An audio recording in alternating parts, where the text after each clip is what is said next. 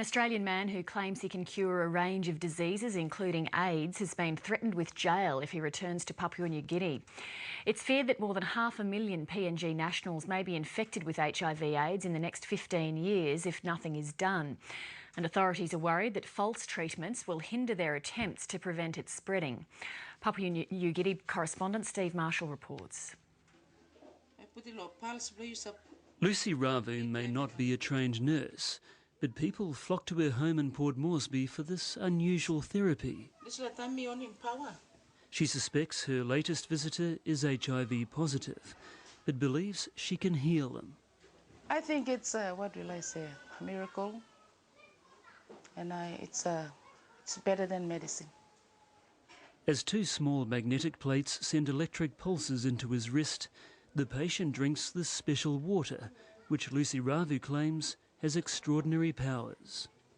It cleans the blood, it purifies the blood. So that's how it cleans the system out, and it kills all the germs, and that's how the person gets better. Lucy Ravu was trained to carry out her controversial treatment by this man, Australian Brian Marshall. He told me that this product here, it can cure cancer, TB, HIV, and any type of sicknesses. T-cell is the eyes that tells the body it's sick. And this video posted on the internet shows Brian Marshall during a recent visit to PNG. There's Margaret. Margaret. Cured of AIDS. She's now recovering. Brian Marshall claims he can rid PNG of HIV-AIDS and other infectious diseases using his electro-water technique. In the neighbourhood of 400 people that have been cured of all diseases, ranging from HIV-AIDS to malaria to TB, gonorrhea, syphilis, because they're blood-borne diseases. And what I've basically done is able to put an electrical current through the blood at the wrist level, which kills off all the viruses and pathogens and germs in the blood. Papua New Guinea is in the grip of an HIV-AIDS epidemic. According to AusAid, if the virus goes unchecked for the next 15 years, more than 500,000 people will be infected.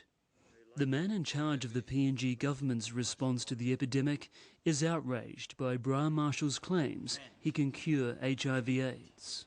This is fraudulent. We know that this water cannot cure anything.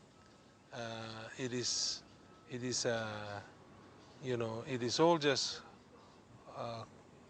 typical confidence, tricking, playing with people's mind and playing with their wallet, draining them. Brian Marshall says the water contains an alternative medicine product known as colloidal silver.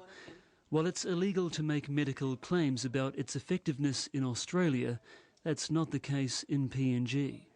I've seen no evidence at all in any medical literature or even anecdotally to support a claim of that sort, that there's any effect of colloidal silver, magnets, electric currents, separately or together for the treatment or cure of HIV infection in humans. International development law expert David Patterson says there is a global need to regulate the advertising of cures for HIV-AIDS. It's not a new problem. We've seen this in a number of developing countries with a more extensive epidemic. There's certainly a role for the law in regulating the advertising of cures for HIV, because we don't have a cure for HIV at the moment. Up until today you had AIDS. Now you haven't got AIDS. From today onwards, it's finished. Brian Marshall does not see the danger in what he's doing. His reasoning is alarming.